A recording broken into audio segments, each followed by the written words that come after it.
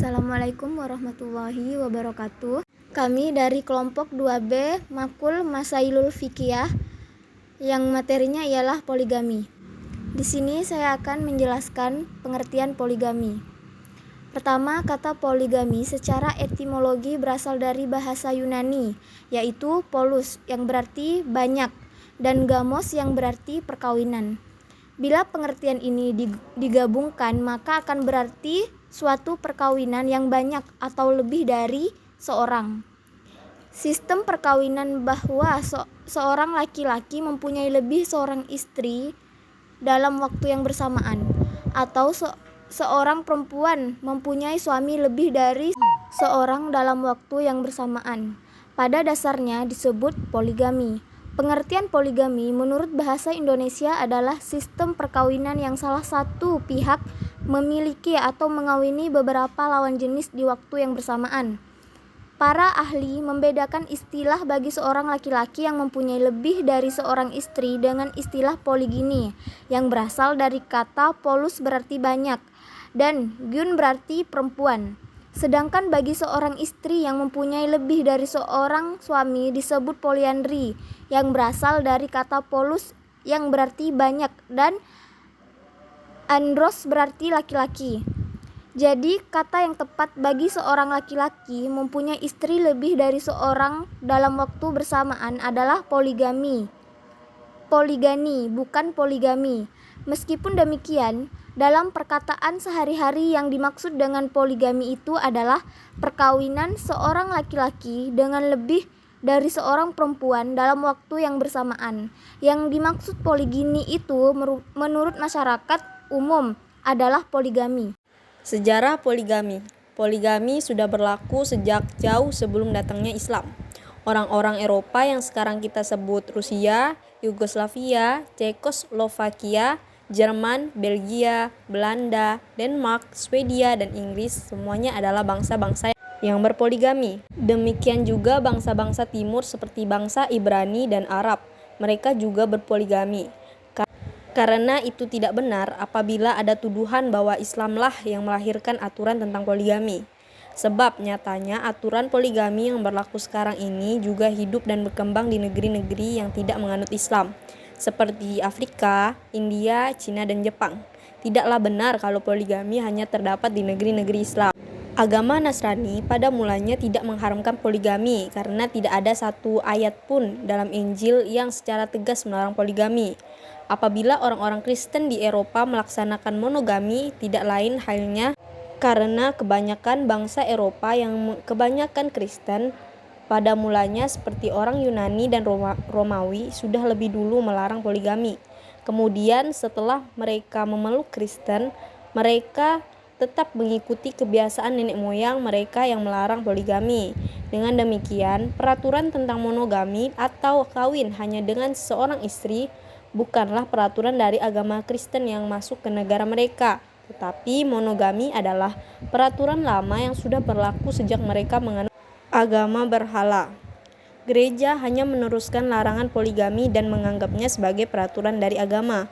Padahal lembaran-lembaran dari kitab Injil sendiri tidak menyebutkan adanya larangan poligami. Baiklah, saya akan melanjutkan menjelaskan mengenai bentuk-bentuk poligami. Terdapat 3 bentuk poligami, yaitu yang pertama, poligami merupakan sistem perkawinan yang membolehkan seorang pria memiliki beberapa wanita sebagai istrinya dalam waktu yang bersamaan. Yang kedua, poliandri adalah sistem perkawinan yang membolehkan seorang wanita mempunyai suami lebih dari satu orang dalam waktu yang bersamaan. Yang ketiga, pernikahan kelompok, yaitu kombinasi poligami dan poliandri. Ketiga bentuk poligami tersebut ditemukan dalam sejarah, tetapi poligami merupakan bentuk yang paling umum terjadi.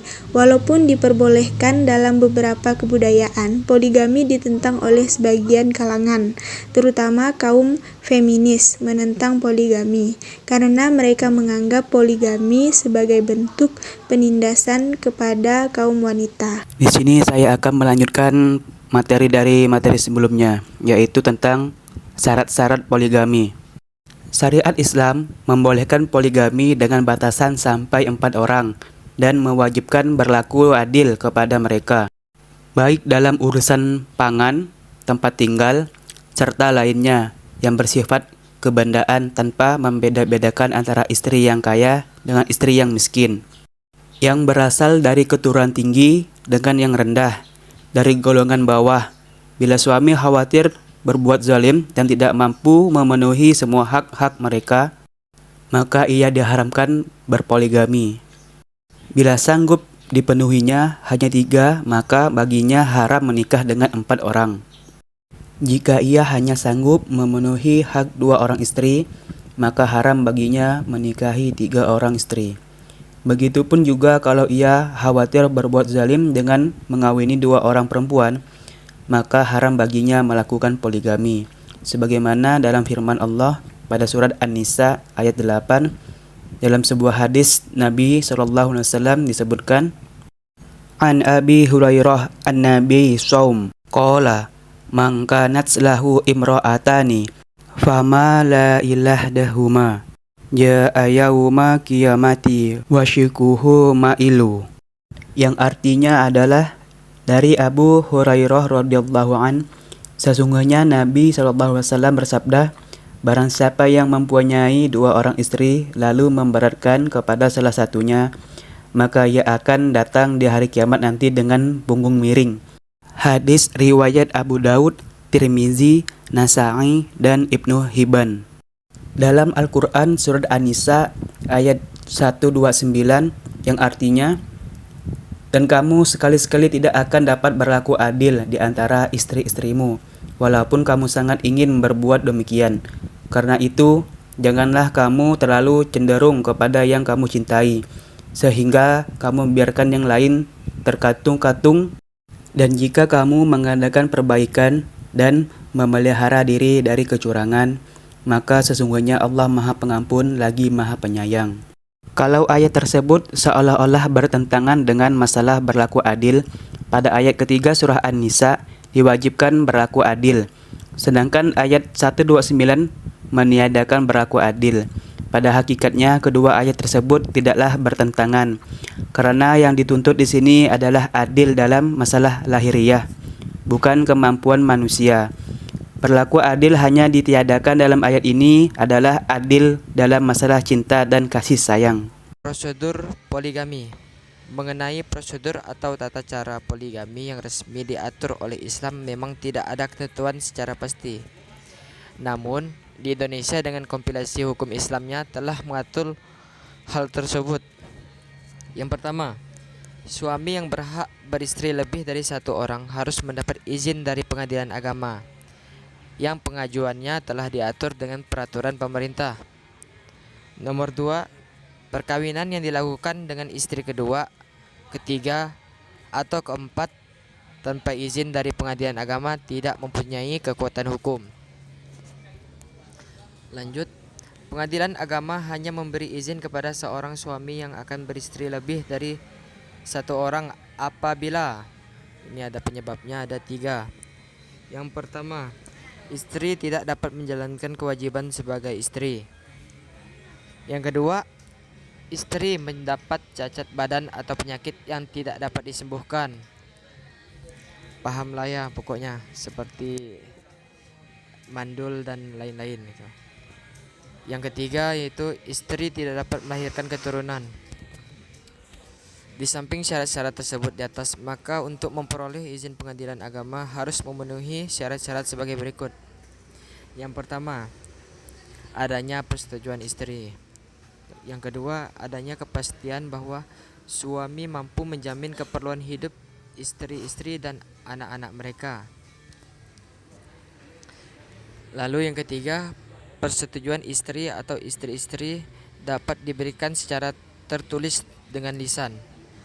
Sekalipun telah ada persetujuan tertulis, persetujuan ini dipertegas dengan persetujuan lisan pada sidang pengadilan agama. Persetujuan tersebut tidak diperlukan bagi seorang suami apabila istri atau istri-istrinya tidak memungkinkan dimintai persetujuannya dan tidak dapat menjadi pihak dalam perjanjian, atau apabila tidak ada kabar dari istri-istrinya sekurang-kurangnya 2 tahun, atau karena sebab lain yang perlu mendapat penilaian hakim. Kemudian, dalam hal istri tidak mau memberikan persetujuan kepada suaminya untuk beristri lebih dari satu orang. Berdasarkan salah satu alasan tersebut di atas, maka pengadilan agama dapat menetapkan pemberian izin setelah memeriksa dan mendengarkan istri yang bersangkutan di persidangan pengadilan agama. Dan terhadap penetapan ini, istri atau suami dapat mengajukan banding atau kasasi. Berdasarkan ketentuan-ketentuan tersebut, maka suami dilarang membadu istrinya dengan seorang wanita yang memiliki hubungan nasab atau susuan dengan istrinya. Bismillahirrahmanirrahim. Saya lanjutkan untuk menjelaskan sedikit tentang poligami dalam Islam.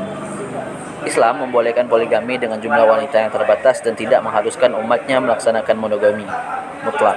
Dan pengertian seorang laki-laki hanya boleh beristri seorang wanita dalam keadaan dan situasi apapun dan tidak pandang bulu apakah laki-laki itu kaya atau miskin. Dalam Islam sendiri memperbolehkan laki-laki itu menikah sebanyak 4 wanita yang tertera dalam Al-Quran surah An-Nisa ayat 3, yang artinya maka kawinlah wanita-wanita lain yang kamu senangi, 2, 3 atau 4. Kemudian jika kamu takut tidak akan dapat berlaku adil, maka kawinlah seorang saja atau budak-budak yang kamu miliki, yang demikian itu akan lebih dekat kepada tidak berbuat aniaya. Quran surah An-Nisa ayat 3. Kemudian di sini berlaku adil yang dimaksudkan adalah perlakuan yang adil dalam meladeni istri seperti pakaian, tempat giliran dan lain-lain yang bersifat lahiriah. Kemudian juga dalam Islam yang kita ketahui bahwasanya ada 2 kebutuhan yang dibutuhkan oleh istri, yaitu nafkah batin dan nafkah diri. Maksudnya, dan yang kita ketahui 2 nafkah yang dibutuhkan oleh seorang istri, yaitu nafkah lahir dan nafkah batin, yang kedua-duanya harus memang kita berikan kepada seorang istri. Lanjutkan pembahasan dari kelompok kami, yaitu pada poin yang terakhir mengenai kebijakan hukum yang mengatur poligami di Indonesia. Nah, praktik poligami dalam masyarakat Indonesia modern juga didukung oleh adanya kebijakan hukum dalam pemerintahan Indonesia. Hukum perkawinan sebagaimana terdapat dalam Undang-Undang Perkawinan atau UUP nomor 1 tahun 1974 dan Kompilasi Hukum Islam atau KHI memperbolehkan poligami, walaupun terbatas hanya sampai 4 orang istri. Ketentuan ini tercantum dalam pasal 3 dan 4 UUP dan pasal 55 sampai 59 KHI. UUP inkonsistensi dalam pasal 3 ayat 1 ditegaskan tentang azas monologi, tetapi ayat berikutnya memberikan kelonggaran kepada suami untuk berpoligami walau terbatas hanya sampai 4 istri. Adapun kebolehan poligami dalam KHI terdapat pada bab 9 pasal 55 sampai dengan 59, antara lain menyebutkan syarat utama poligami harus berlaku adil terhadap istri-istri dan anak-anaknya, yaitu pasal 55 ayat 2. Nah, namun ironisnya pada pasal 59 dinyatakan bahwa dalam hal istri tidak mau memberikan persetujuan dan permohonan izin untuk beristri lebih dari 1 orang berdasarkan atas salah satu alasan yang diatur dalam pasal 55 ayat 2 dan 5. Pengadilan agama dapat menetapkan tentang pemberian izin setelah memeriksa dan mendengar istri yang bersangkutan di persidangan pengadilan agama. Dan terhadap penetapan ini, istri atau suami dapat mengajukan banding atau kasasi. Dan selanjutnya yaitu pasal tersebut mengidentifikasikan lemahnya posisi istri, karena jika istri menolak memberikan persetujuan untuk poligami, pengadilan agama dapat mengambil alih kedudukannya sebagai pemberi izin. Meskipun di akhir pasal tersebut terdapat klausul yang memberikan kesempatan kepada istri untuk mengajukan banding. Nah, alasan yang dipakai pengadilan agama untuk memberikan izin poligami kepada suami antara lain, yang pertama adalah istri tidak dapat menjalankan kewajiban sebagai istri. Yang kedua, istri menderita cacat badan atau penyakit yang tidak dapat disembuhkan. Dan yang terakhir, poin ketiga adalah istri tidak dapat melahirkan keturunan. Sekian dari pembahasan kelompok kami. Semoga apa materi yang telah kami sajikan bisa kita ambil manfaatnya bersama. Kami mohon maaf atas segala kekurangan. Assalamualaikum warahmatullahi wabarakatuh.